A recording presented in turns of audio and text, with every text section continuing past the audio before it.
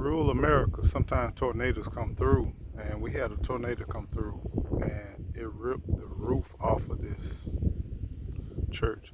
This church was phenomenal. The original church was back there, but man, it saddens me because the rural churches they already suffer so much because a lot of people leave the rural area, and then on top of that, with something like this so catastrophic that hits a lot of the culture and history, it just leaves us. So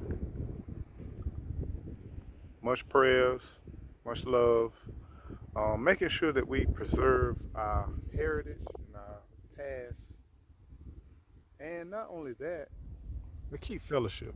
Because to me, what saddens me is not about this building, but what saddens me is about